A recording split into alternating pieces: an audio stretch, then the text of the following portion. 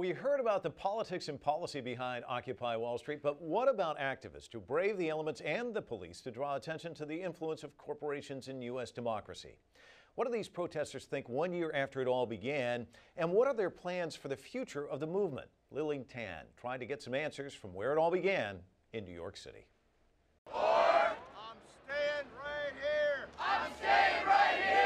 That's retired Episcopal Bishop George Packard, a familiar face among protesters. And stayed right there he did. One reason he was among the first arrests on Occupy Wall Street's 1 year anniversary. This is one of several groups of protesters meeting and marching across the entire financial district in Lower Manhattan. While many of these groups are organized and involved action groups on ecology, education and debt, there are offshoots, smaller groups from which we're seeing many of these confrontations with police. Within the first few hours, there were several dozen arrests. And by the end of the day, the tally jumped to 180, including some journalists, though not seen here. Otherwise, the demonstrators did what demonstrators do, disrupt traffic and foil plans. Well, we're running late for our appointment today because of the protest. We didn't expect it to be going on. For Wall Street regulars, the scenes were reminiscent of a year ago when the movement born right here captured the imagination of America and the world.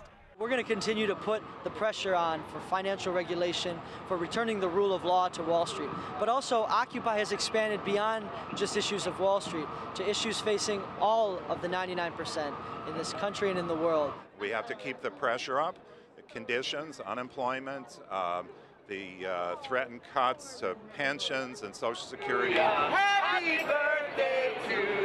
In the years since its inception, the movement continued to see criticism for lacking a clear agenda and for losing momentum, but it has influenced the nation's public dialogue on the financial industry, and then some. It successfully pressured banks to axe plans for debit card fees and convinced members of the public to transfer their money from big banks to smaller ones on November 5th. An interbank rate-fixing scandal that spanned continents and a contrite J.P. Morgan Chase CEO Jamie Dimon apologizing for billions in trading losses from bad bets also gave the movement ammunition. Bankers have committed so much fraud, have broken so many laws, and there's been essentially no criminal prosecution of any of them.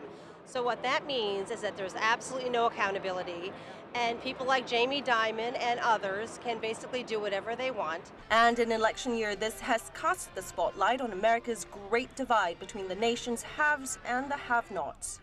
A year ago this time, people were talking about austerity and budget cuts, and now they're talking about income inequality and economic injustice. That's a huge change. That's something really, that's the beginning of revolutionary change in this country, hopefully.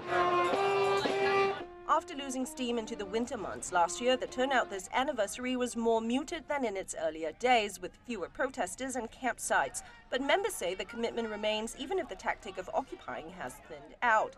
And with the flame fanned here on Wall Street this week, the hope too is that Occupy groups across the nation will also hit their streets to mark their own 1 year anniversaries and carry the torch forward. We are united. Liling Tan, CCTV, New York.